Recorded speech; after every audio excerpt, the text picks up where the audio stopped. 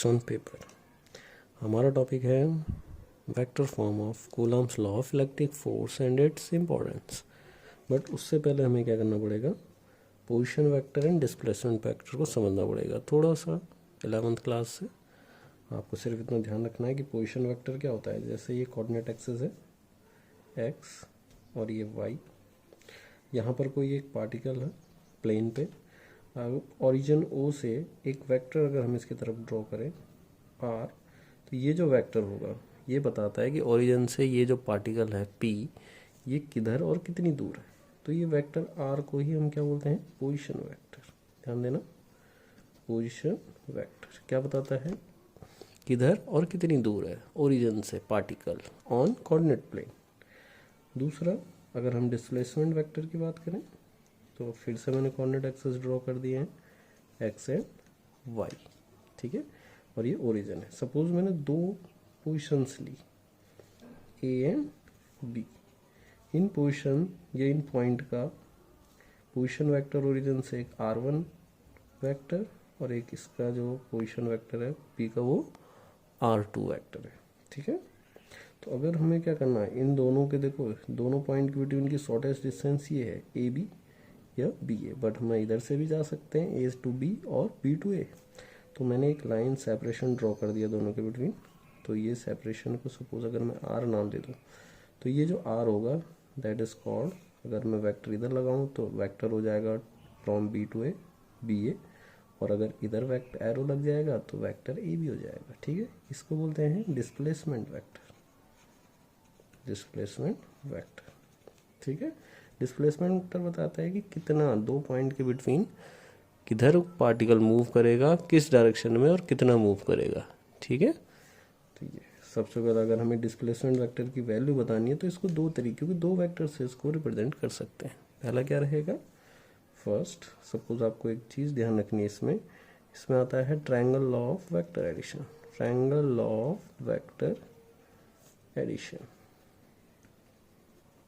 ठीक है। Triangle of vector addition क्या बोलता है, जैसे दो वेक्टर है, सपोज वेक्टर ए है और ये वेक्टर बी है, ए के एरो हेड के ऊपर बी की टेल है, तो ए से बी अगर मैं एक वेक्टर ड्रॉ कर दूं तो ये हो जाता है vector R. R is the resultant vector of A B. कैसे देते थे, R equal to A plus B, ठीक है। अगर मैं वही लॉ अब यहाँ पे अप्लाई करूँ इस वाले कोऑर्डिनेट वाले प्लेन के अकॉर्डिंग, तो अगर मुझे वेक्टर जब ए बी चाहिए होगा, सपोज मैं ये वाला एरो की बात कर रहा हूँ, displacement from A to B, तो हम क्या लेंगे, ये वाला वेक्टर लेंगे पहले O A vector plus A B vector, क्योंकि हमें ए से बी जाना है डिस्प्लेसमेंट, इक्वल टू इन दोनों का सम इक्वल टू ये जो वेक्टर हमने ड्रॉ करा हुआ है, देखिए ये वाला कौन सा वेक्टर है, R2 वेक्टर, R2, और इसको हमने क्या बोल दिया, ओ बी वेक्टर। तो हमें तो ए बी की जरूरत है, तो A B vector equal to कितना आ जाएगा, R2 vector minus O A vector, और इसको हम क्या भी लिख सकते हैं, R2 माइनस R1, ठीक है। ये पोजीशन, ये डिस्प्लेसमेंट वेक्टर है, ठीक है। सिमिलरली अगर मुझे इस डायरेक्शन में चाहिए, डिस्प्लेसमेंट फ्रॉम बी टू ए हो रहा हो, तब आप ट्रायंगल ऑफ वेक्टर एडिशन को यहाँ से लेंगे। पहले ये वाला एरो कंसिडर करेंगे, कौन सा एरो, R2 वेक्टर प्लस, क्योंकि अब R2 के एरो हेड पे बी ए वेक्टर का टेल है, इक्वल टू आ जाएगा ये वाला वेक्टर, देखो ये कौन सा, ओ ए, ठीक है। तो B A vector equal to कितना बन जाएगा, ओ ए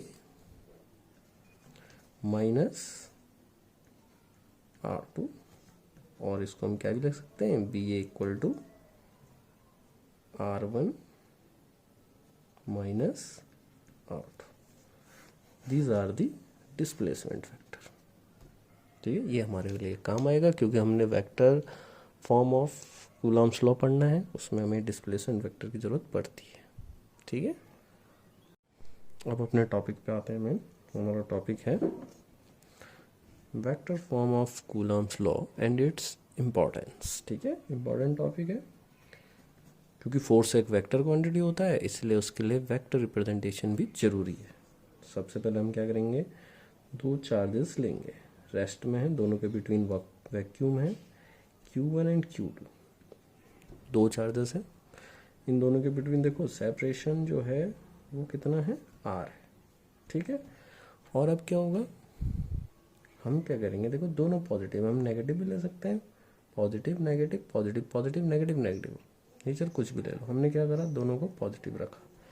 अब क्या होगा, दोनों एक दूसरे को रिपेल करेंगे, ठीक है। Q1 Q2 को रिपेल करेगा इसी डायरेक्शन में। ध्यान रखना जो इलेक्ट्रिक फोर्सेस होते हैं वो क्या करते हैं, एक लाइन में वर्क करते हैं, जो लाइन दोनों चार्जेस के सेंटर को ज्वाइन करती है। इस फोर्स को हमने नाम दे दिया F21।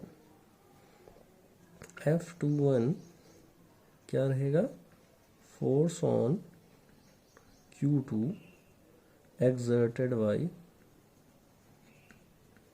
Q1, ठीक है। सिमिलरली Q2 Q1 को रिपेल करेगा इधर, इस पे हम नाम लिख देंगे F12। ये चार्ज रिपेल होके इधर आ जाएगा क्योंकि रिपल्सन लगेगा, तो F12 equal to force on Q1 exerted by Q2, ठीक है। अब क्या होगा, हम Q1 और Q2 के बिटवीन, क्योंकि चार्जेस के लिए एक डिस्प्लेसमेंट वेक्टर लेते हैं, क्योंकि R दोनों के बिटवीन सेपरेशन R है, तो R ही को हम क्या बना देते हैं, दोनों के बिटवीन का सेपरेशन, ठीक है। जैसे पॉइंट A और B थे उसी तरीके से। तो हम सबसे पहले क्या करेंगे, एक यूनिट वेक्टर एज्यूम करेंगे, यूनिट डिस्प्लेसमेंट वेक्टर, उसकी डायरेक्शन हम लेंगे इधर फ्रॉम Q2 से Q1, जिधर क्या रहेगा, देखो ध्यान देना, क्योंकि ये जो चार्ज है Q1, इस पर एक फोर्स लग रहा है F21, तो ये मूव इधर को करेगा, ठीक है। तो इस पर एक हम क्या ले लेंगे, एक यूनिट वेक्टर हम लेंगे डिस्प्लेसमेंट का, ठीक है। इस यूनिट वेक्टर को हम क्या लिख देंगे, R21। ध्यान देना, इसको मैं क्या बोलूँगा, unit displacement vector from Q2 to Q1। ध्यान देना, और देखो Q2 से Q1 फोर्स की डायरेक्शन कौन है, F12। तो जब हम F12 फोर्स लेंगे तो हम ये वाला यूनिट वेक्टर उसके साथ लेंगे, ठीक है। सिमिलरली क्योंकि एक फोर्स इधर को भी लगा हुआ है F21, तो हम एक यूनिट वेक्टर रिज्यूम करेंगे इस डायरेक्शन में भी, वो यूनिट डिस्प्लेसमेंट वेक्टर का नाम दे देंगे FR12 unit displacement vector from Q1 to Q2। और Q1 टू Q2 कौन सा फोर्स वर्क कर रहा है, F21। Q1 से Q2 इधर को कौन सा फोर्स वर्क कर रहा है, F21। तो जब भी हम ये वाला फोर्स लेंगे उसके साथ ये वाला यूनिट डिस्प्लेसमेंट वेक्टर लेंगे, ठीक है। डिस्प्लेसमेंट वेक्टर्स की वैल्यू अभी हमने आपको बताई है कि अगर हम ये R, देखो ध्यान देना, क्योंकि R हमने डिस्प्लेसमेंट वेक्टर ले चुके हैं, R को ही डिस्प्लेसमेंट है, इसको अभी बाद में डिस्कस कर लेंगे, ठीक है। पहले देखिए इसमें अगला पॉइंट, नाउ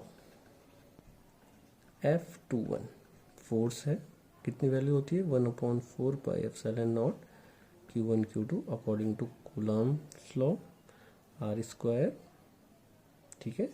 और अब देखो मैंने कहा था जब हम फोर्स F21 लेंगे तो उसके साथ ये वाला डिस्प्लेसमेंट वेक्टर लेंगे, वो जो यूनिट वेक्टर लिया हुआ, तो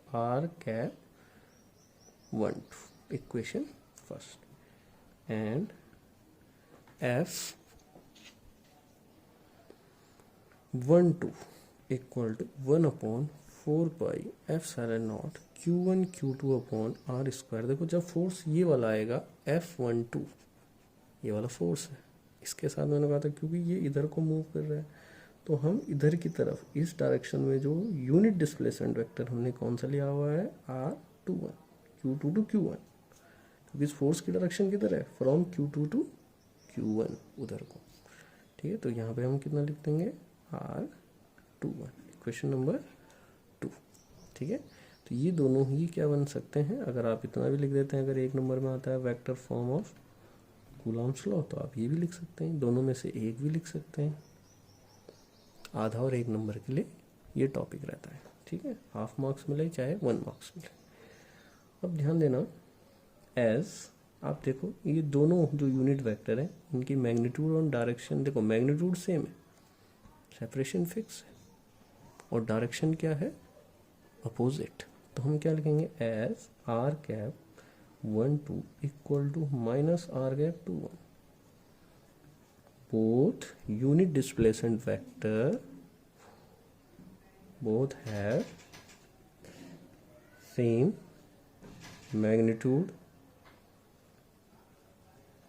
but opposite डायरेक्शन।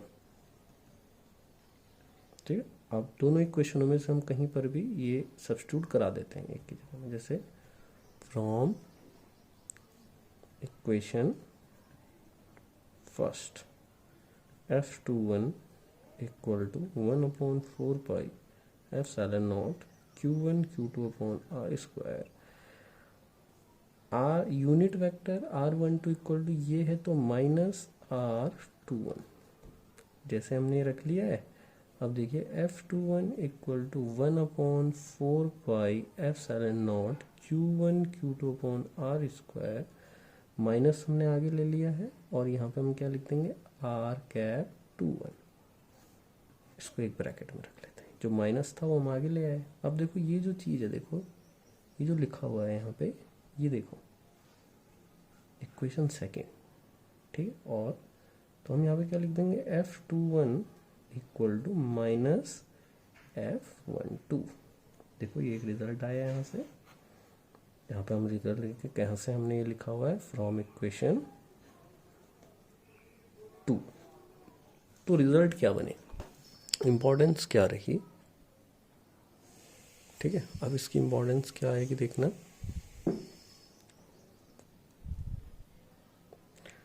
इम्पोर्टेंस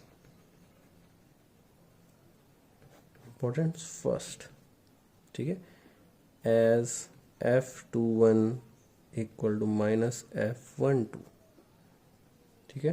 दोनों फोर्सेस देखिए एक बार, दोनों जो ये फोर्सेस हैं इलेक्ट्रिक फोर्सेस क्या हैं, इक्वल एंड अपोजिट, ठीक है, इक्वल भी एंड अपोजिट भी है।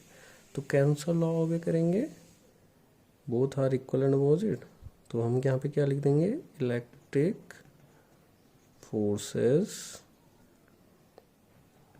obeys Newton's third law of motion. पहला आउटकम आ जाएगा, पहला रिजल्ट, इंपॉर्टेंट पॉइंट है, ठीक है।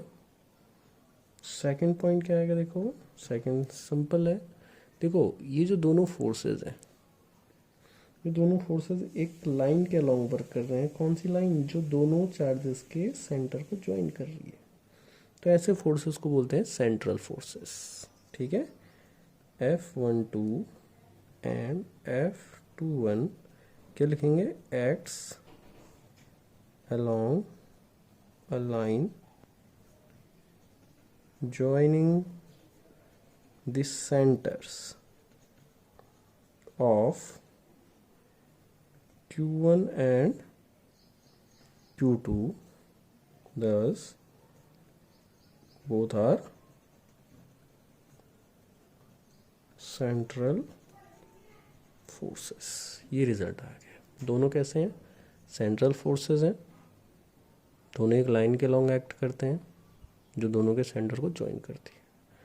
आप दोनों का स्क्रीनशॉट लेके पूरे देखिए, दो आउटकम आ गए, पूरे का स्क्रीनशॉट लेके आप इसको लिख सकते हैं पूरा, vector form of Coulomb's law and its importance.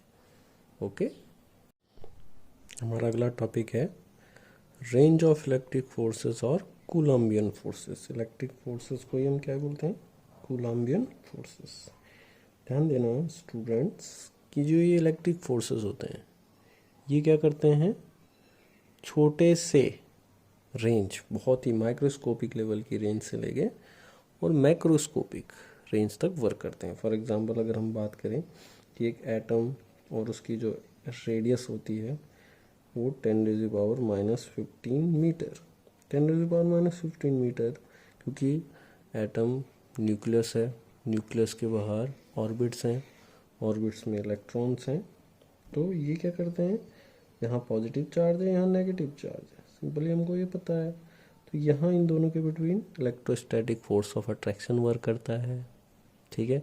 अंदर प्रोटॉन प्रोटॉन रिपल्सन वर्क करेगा। तो ये सारे अगर हम देखें तो इनकी जो रेंज होगी किनकी, अब यहाँ देखो एक फर्मी, ये एक फर्मी के ऑर्डर की है, ठीक है। अगर अगर हम एटम की रेडियस की बात करें तो 10⁻⁻10 मीटर, 10⁻11 मीटर, -11, -12, -13, -14। तो ये इलेक्ट्रिक फोर्सेस इतनी छोटी रेंज में भी वर्क करते हैं। साथ ही अगर हम देखें कि इलेक्ट्रोमैग्नेटिक फोर्सेस और जितना भी यूनिवर्स वर्क कर रहा है, ये क्या करेंगे, 10⁻18 मीटर अप टू, ये देखो ये माइक्रोस्कोपिक लेवल पे आ गया और ये मैक्रोस्कोपिक, बट ये रेंज बहुत बड़ी है, ठीक है। तो इलेक्ट्रोमैग्नेटिक आप देखो अर्थ, और जैसे हम कहें कि जो अट्रैक्शन फोर्स है अर्थ का है और सन का है, ये भी किसकी वजह से आएगा, कूलम्बियन फोर्सेस की रेंज से ही हम इसको एक्सप्लेन कर सकते हैं, ठीक है। तो रेंज काफ़ी है इन फोर्सेस की। हमारा अगला टॉपिक है लिमिटेशन ऑफ कूलम्ब्स लॉ, ठीक है। तो कूलम का लॉ सभी जगह क्या नहीं है, एप्लीकेबल नहीं है, इसके कुछ लिमिटेशन है, कुछ सिचुएशन में ये वर्क कर सकता है या काम करता है। तो अगर हम इसका पहला लिमिटेशन देखें तो फर्स्ट लिमिटेशन क्या आएगा, फर्स्ट लिमिटेशन है कि ये जो चार्जेस हम लेते हैं, अगर हम दो चार्जेस के बिटवीन वर्क करने वाला अट्रैक्शन रिपल्सन फोर्स पढ़ रहे हैं Q1 Q2, तो ये दोनों चार्ज क्या होने चाहिए, must be at rest, must be at rest होने चाहिए। Charges must be at rest, ठीक है। दूसरा लिमिटेशन है, पहला चार्ज हमेशा रेस्ट में। दूसरा जो हम चार्जेस ले रहे हैं, ये दोनों चार्जेस जो हैं ये कैसे चार्ज होने चाहिए, पॉइंट चार्ज। पॉइंट चार्ज क्या होते हैं, देखिए पॉइंट चार्ज वो चार्ज होते हैं जिनका जो एक्सटेंशन है, सपोज पॉइंट चार्जेस क्या होते हैं, सपोज जो एक्सटेंशन ऑफ चार्ज होगा, extension of charges is smaller than this separation between both charges, ठीक है। जो इनका अपना एक्सटेंशन है, वो जो ये सेपरेशन है दोनों के बिटवीन, इनसे क्या होना चाहिए, बहुत ही छोटा, ठीक है। और थर्ड लिमिटेशन, थर्ड को आप ज़्यादा भी याद रख सकते हैं, इंपॉर्टेंट भी मान सकता हूँ मैं इसको। थर्ड वाला ये भी इंपॉर्टेंट है, पॉइंट चार्ज होने चाहिए, रेस्ट में होने चाहिए, बट इसमें ये देखिए कि जो सेपरेशन होगा, जैसे ये दोनों चार्जेस हैं Q1 और Q2, ठीक है, इसके बिटवीन जो सेपरेशन है ये क्या होना चाहिए, separation between Q1 and Q2 must be greater than 10⁻⁻15 metre. देखो 10⁻, जो ये R है ये क्या होना चाहिए, ऑलवेज ग्रेटर देन, यहाँ पर लिखेंगे ऑलवेज ग्रेटर देन 10⁻⁻15 मीटर। 10⁻⁻15 ये वन फर्मी भी इसको बोलते हैं, क्योंकि क्या होता है, देखो न्यूक्लियस की जो रेंज है, हम जब यहाँ पे बात करें कि न्यूक्लियस की रेंज कितनी होती है, 10⁻⁻15 मीटर की न्यूक्लियस की, ठीक है। अगर इससे छोटी रेंज हो जाती है तो क्या होगा, इलेक्ट्रोस्टैटिक फोर्स को ओवरटेक कर लेते हैं कौन से, स्ट्रॉन्ग न्यूक्लियर फोर्सेस, ठीक है। हमने फंडामेंटल फोर्सेस पढ़े थे 11th में, ठीक। उसमें ग्रेविटेशन फोर्स था, इलेक्ट्रोस्टैटिक और इलेक्ट्रोमैग्नेटिक था, वीक न्यूक्लियर फोर्सेस और स्ट्रॉन्ग न्यूक्लियर फोर्सेस। तो अगर न्यूक्लियस की रेंज से अंदर अगर हम फोर्सेस की बात करें तो वहाँ इलेक्ट्रोस्टैटिक नहीं चलता, वहाँ कौन आ जाएगा फिर, स्ट्रॉन्ग न्यूक्लियर फोर्सेस, ठीक है। तो इसीलिए ये चार्जेस के बिटवीन का सेपरेशन किससे ज़्यादा होना चाहिए, 10⁻⁻15 मीटर, ठीक है। तो ये इसकी लिमिटेशंस है, आप यहाँ से इसको याद कर सकते हैं। एक शॉर्ट में हमने क्या करना रखे, पॉइंट बना के लिखे हुए। Okay, thank you. Please like and subscribe और अपने दोस्तों को भी इसको फॉरवर्ड ज़रूर करें।